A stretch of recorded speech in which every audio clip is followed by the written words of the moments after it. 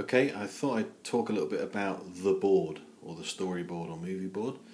Now, I've done a blog post which sort of breaks it down and explains it in a bit more detail, linked back to Save the Cat, but I just thought I'd show you how I'm going to approach it. So I've got my cork board, nice big board. I've divided the board into 4 acts. Now I could do straight lines if I had a ruler big enough, or you can use masking tape. I've got my index cards here. I've got some colour ones, which I might use for plot points or character development, and I've got my blank cards, which I'll use to set each scene. I've got my pins, and I've got some pens.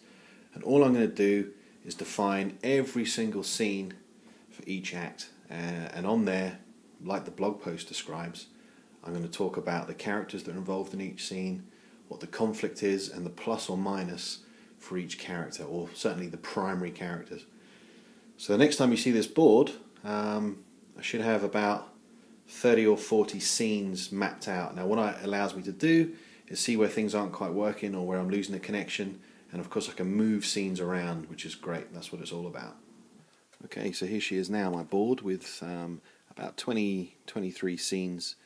Clearly I've got to add quite a lot to Act 4, and I've already moved stuff around a lot, so my draft script as it stands is now in a completely different order.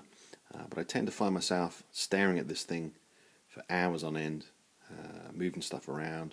But it's also helped with the plot. I thought, this is sagging a little bit here. What can I do to make this part of the film more exciting? And of course I can also map out the beats now, and I have some different coloured index cards that I'll use to map those when we get to that stage of the process.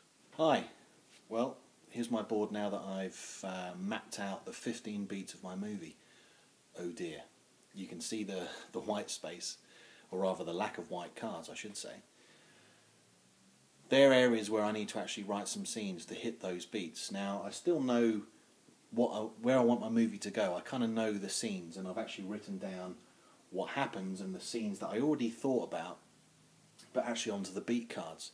So you can kind of see, compared to the last time I showed you my board, I've got a lot going on in Act 1, and actually I don't think I'm going to hit the beats within the page counts that Blake recommends, so I'm going to have to do a lot of work. The biggest challenge that I have is that I'm not sure my break into Act 2 and my break into, or rather my midpoint, are strong enough.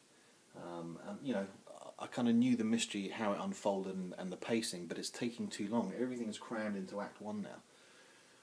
Also, you know, all I have written for the sort of finale is final battle and the 15th beat, final image.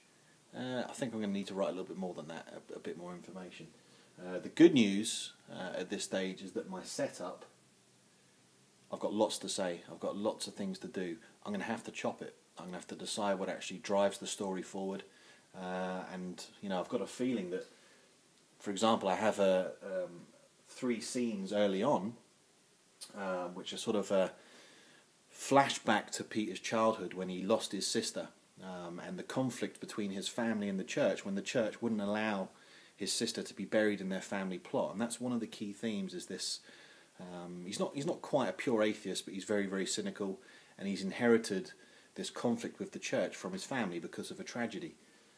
I think I'm going to have to lose it, because it's taken me way over the beats, you know. I mean, that takes me straight up to the setup, and I'm going to run out of minutes on screen time.